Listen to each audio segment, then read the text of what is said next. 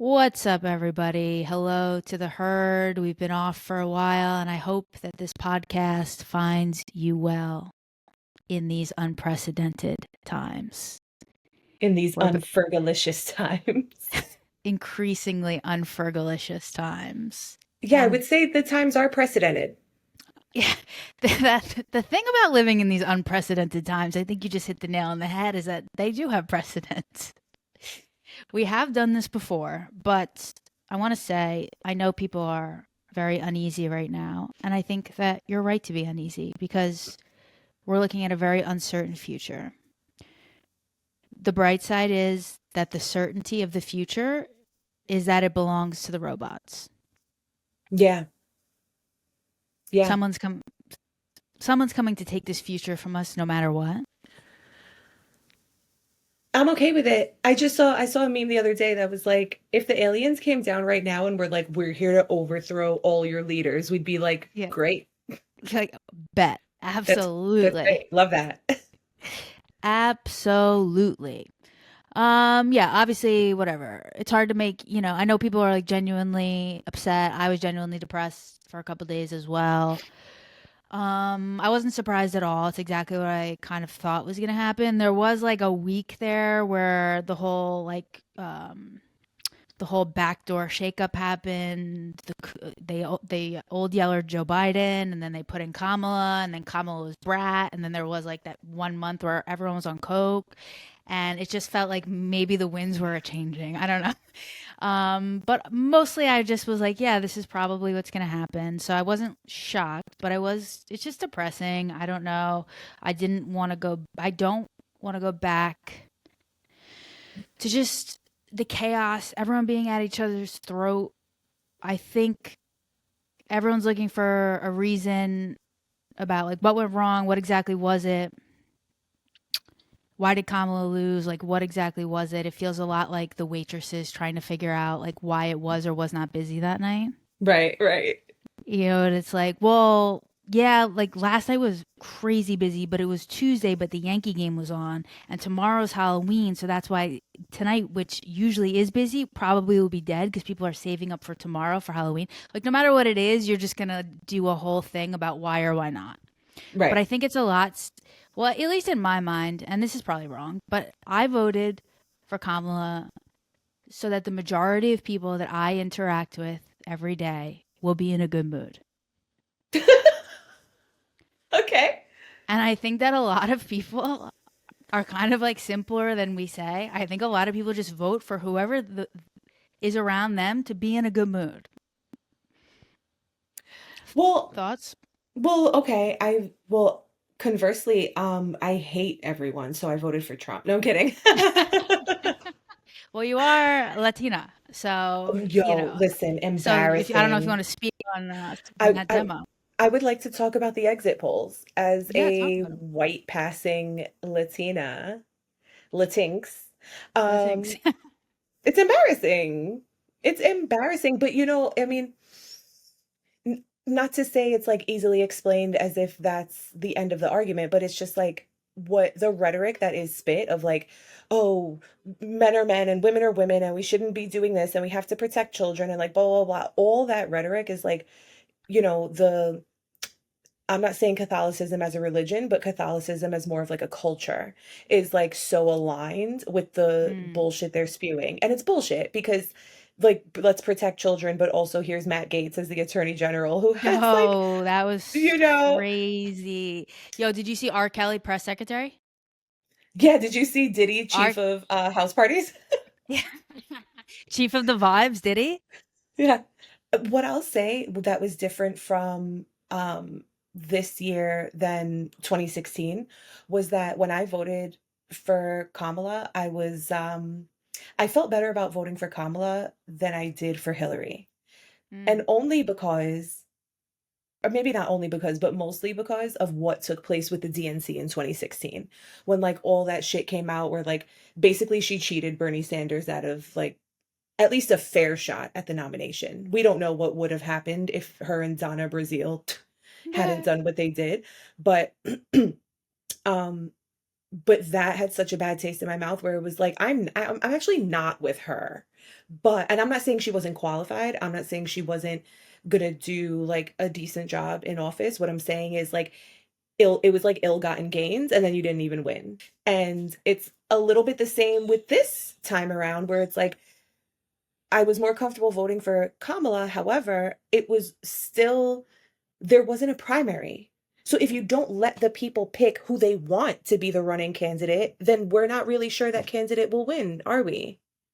No, we're not. And I think you just brought up a lot of great points. And I think of all the thing about Bernie in 2016, I wanted Bernie to win all the times he ran. Um, and I think the a lot of the we forget sometimes that the biggest demographic when we talk about identity politics, the biggest demographic is working class people. And someone like Bernie actually I think could have won. And the I do fact that he too. did get sandbagged, the bad taste is long last. It is everlasting. What's that book? Talk Everlasting. The bad taste is Talk Everlasting. Was that Jonathan Taylor Thomas? No, no.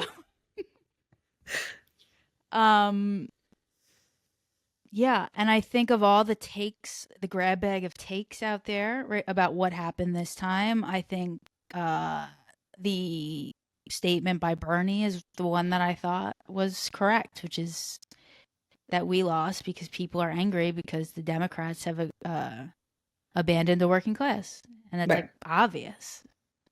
Right. So They abandoned the base. I think Jon Stewart said it too, where he's like, you're literally like the Democrats became the Republicans. Like what they were trying to do was become appealing to Republicans who were like, I am not a Democrat, but this man is like beyond incompetent. right. Right. And so and it's just like you probably didn't have to do all that. And in doing all that, like he said, going to like Cheney family reunions or like Cheney That family shit was barbecues. the Liz Cheney and Dick Cheney thing was when I go, she's losing. She's gonna lose this. This I like the base does not want this. They don't like the Cheneys. They don't like Yeah, dumb wars. They don't like our intervention killing civilians around the world. They don't like Gaza being leveled to the ground. Like they right. don't like this shit. Why are you why are you doing that? But, I don't know. It's like a million different things. It's like if we would have won, it would have been like what a smart idea. And wasn't it smart when she linked up with Liz? So it's only in hindsight and I guess you shoot your shot at everything you can. She had to pull it together quickly and I don't even think she did a bad job necessarily. I just think look, I'm proud to have voted for the person that acted fucking normal that they lost and pretty Yeah. much everyone I know is like, "Well, hey, this is the will of the people, I guess." Anyways, there's a million reasons. I don't know. I think people underestimate how long it actually takes to affect change. Mm. Yeah, I think people underestimate that. I think people who do not live a life of service, which I think honestly most people don't, we can talk about it. Um, when you don't live a life of service, I think you can't grasp like just how much it takes to have an effect and to make a difference, like that people can see, like tangible shit. Will you be joining the 4B movement? Oh yeah, I've been there for Have two you years. Fuck, I've been for being for 2 years. That's what I was laughing at on TikTok. There's a movement called 4B where women. It's like modeled after the South Korean thing. I forget how the women in South Korean were wronged greatly by the government or the men in some way. I can't remember what the exact offense was. Probably just a general wronging. I'm not even sure. But they said no sex, no dating, no marriage, no children with men. 4B. Now I'm seeing on TikTok people are like, I'm joining 4B, and I'm like, the funniest like stitch I saw with that was someone goes, "Honey, be for real." Should we take a voicemail? Yeah, Great. Let's see what we got here. What's up, Frex? Can you hear that? Okay, I'll start it over.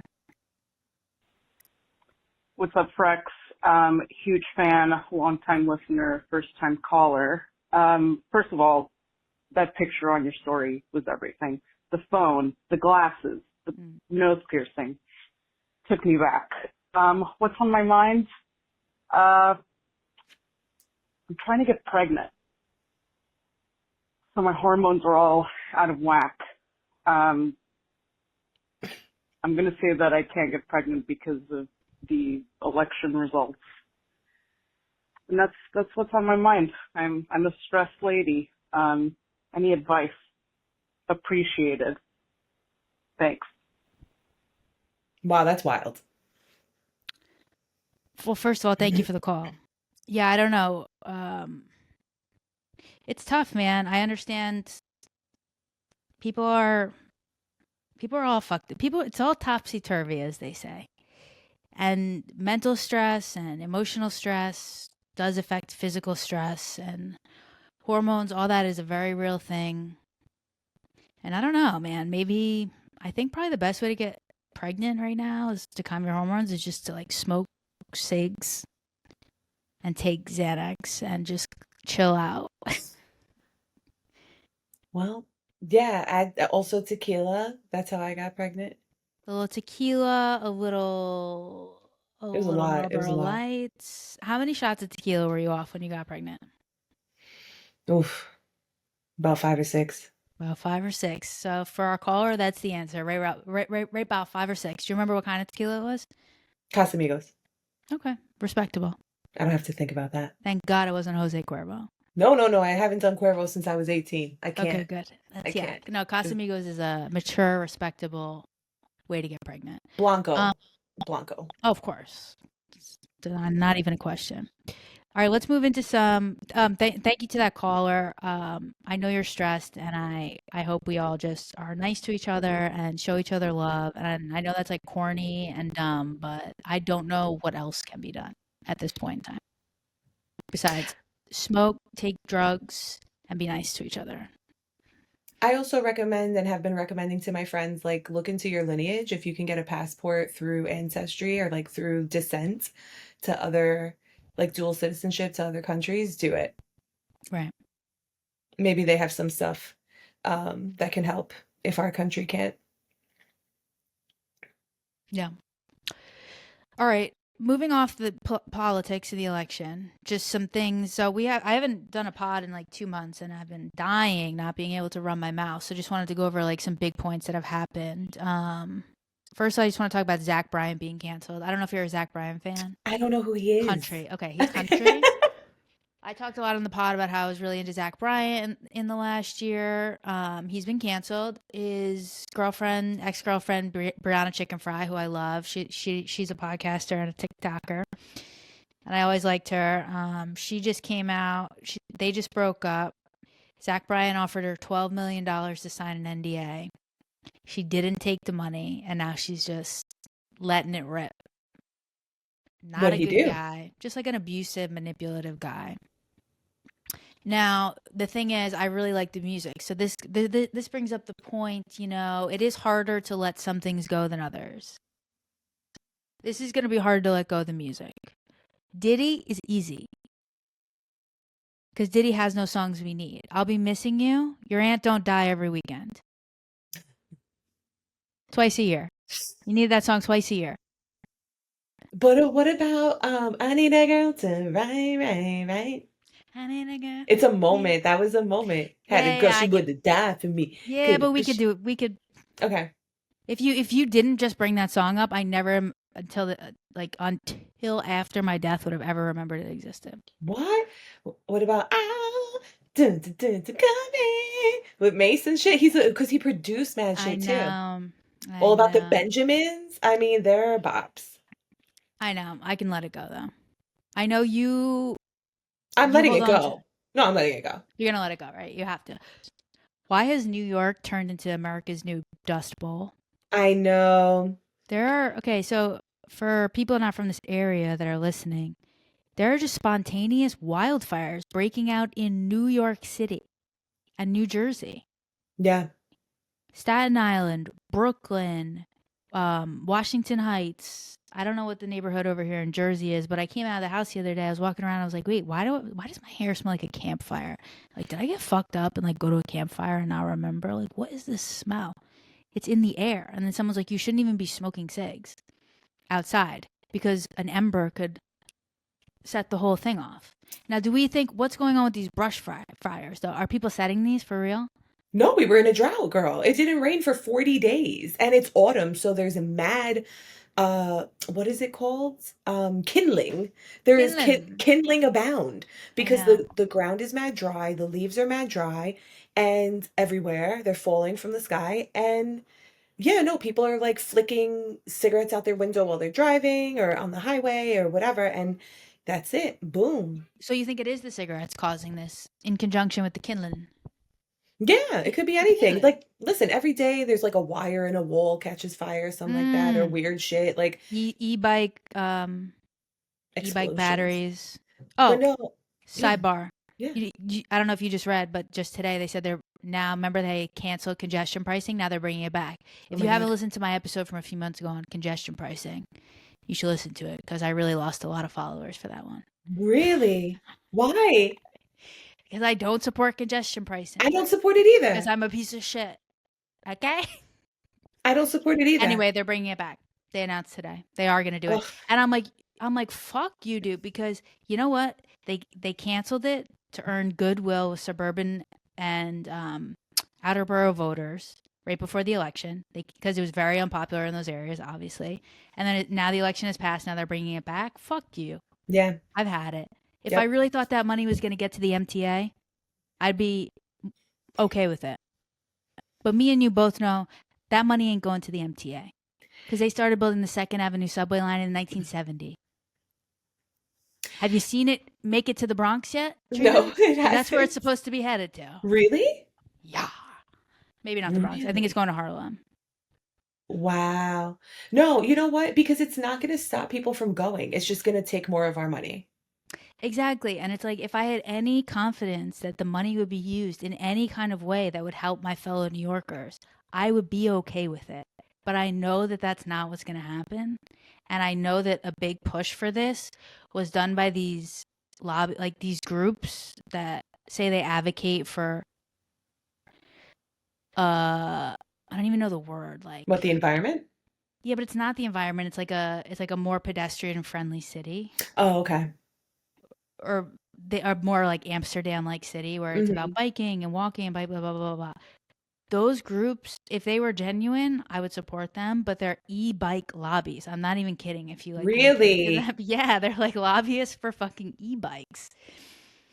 So you just don't know who to trust. And this is what bothers me because the buck is just going to continue like the bill is just going to be continued to be passed on to the people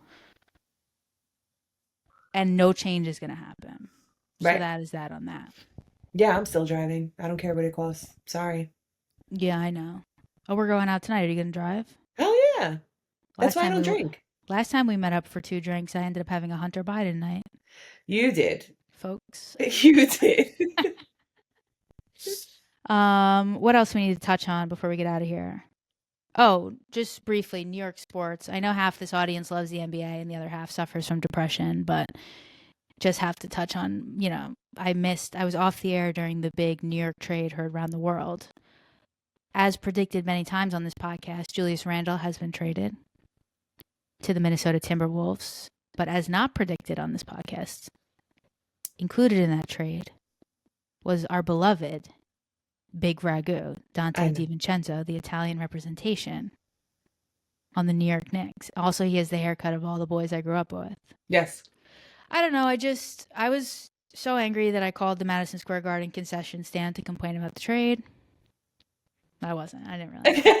But I was sad as someone who is only NBA adjacent. mm, Um, I was sad purely from a vibes perspective. We finally had the Nova Boys and the Nova Knicks, and then you trade DiVincenzo? Like, bro, we were so close.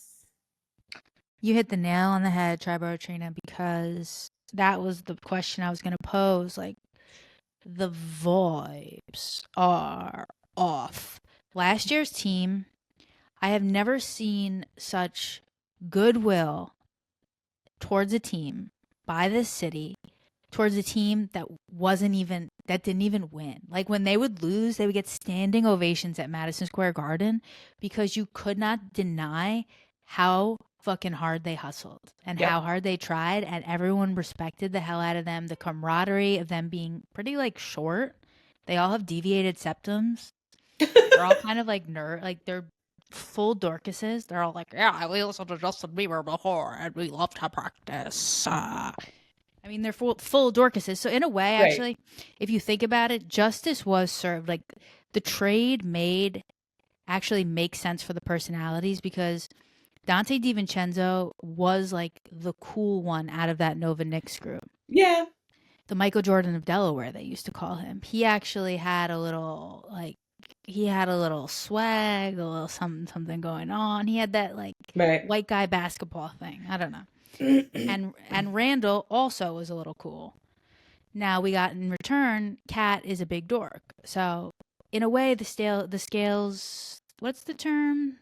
The moral arc of the universe is long, but it bends towards justice. Ooh, I And love that. well, don't blame me. Blame Martin Luther King. Okay? Oh, Um, so I think that applies to this trade because actually the right people ended up where they were supposed to, but I'm just not happy because I think that they killed this momentum and then making Brunson the captain, and then it's like you remember like Brunson's dad is like the assistant coach, and then I don't like that, and then it's like I don't know. I think they're flying a little too close to the sun so here. wait, I have a question because although I'm NBA adjacent, Mm-hmm. I am top tier gossip girl.